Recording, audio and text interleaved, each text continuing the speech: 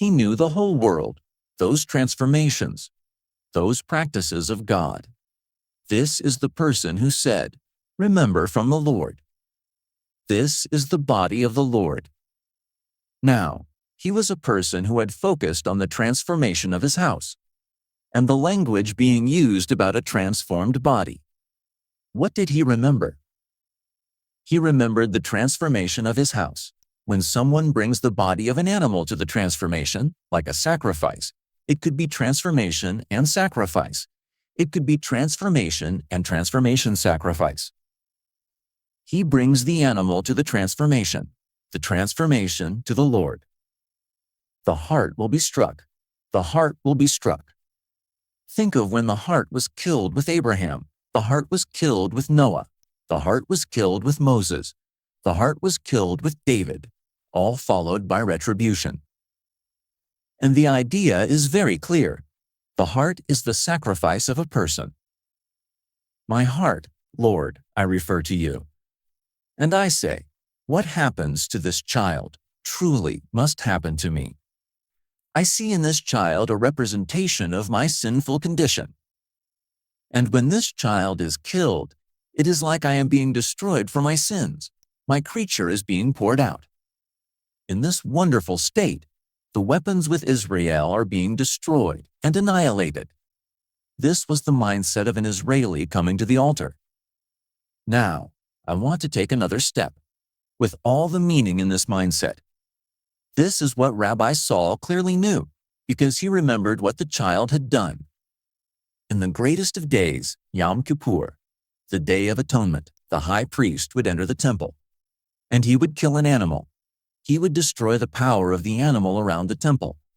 That is the idea of the animal around the temple.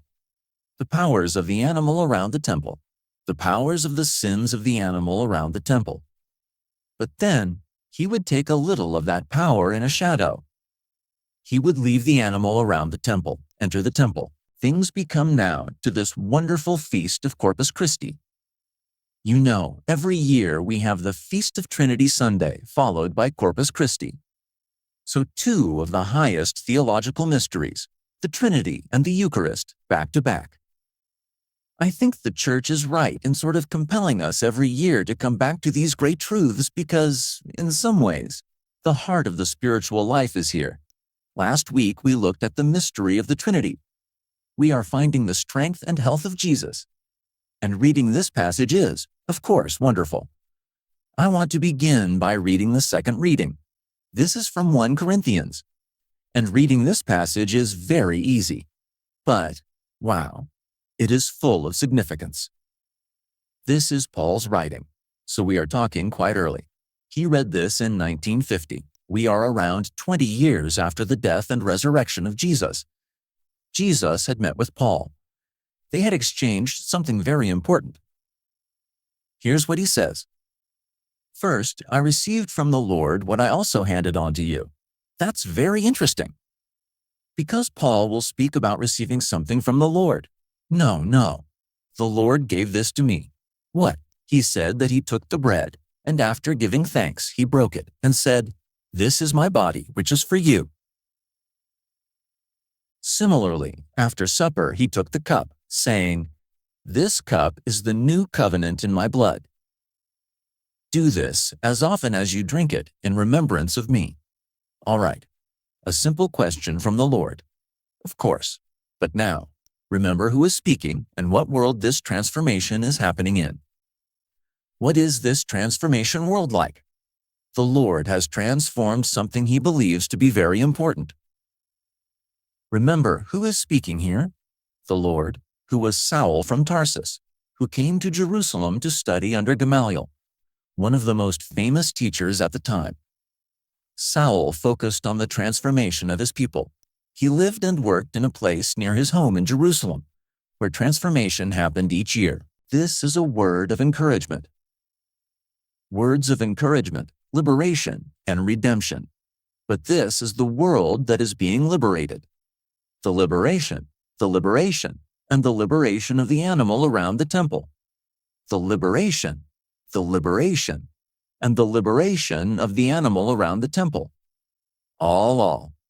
Yes, Jesus on the way is the teacher, is the teacher, is the teacher, is the teacher, is the teacher, is the teacher, is the teacher, is the teacher, is the teacher, is the teacher, is the teacher. That is not new. It has been forever. Thank you and sorry. That's what is happening on the way. What Jesus did the night before he died, Paul said, was a great plan for a moment like this. Therefore, the body and blood of Jesus that we proclaim today, the body and blood of Jesus, has become our strength at every road. How can we participate in such a great moment to join in our redemption and be forgiven by the Lord? All right, once again, and I will do a transformation for education. Wonderful what the schools do. It gives us all the wonderful teachings of Paul. But then, in the educational transformation, we also have an extra part from Luke about the differentiation of blood and flesh. So we know the story very well. All the people protect us and protect us and protect God and protect us. Not only so that the heart of God may be joined in us as in the end, but also so we can eat the bread and drink the heart of God paid the price. We are redeemed and eat this heart. The heart is the price. The heart is also eating the heart. I do not only protect the heart of God, I do not only protect the heart of God. I drink the heart. I drink the heart.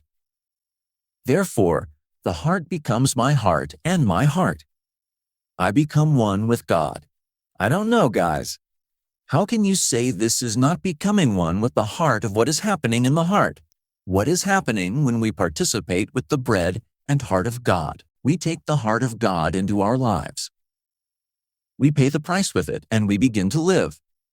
Remember, I talked yesterday about the heart. Now we begin to live the life of the heart of God.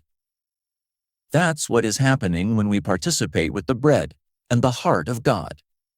And God protects you.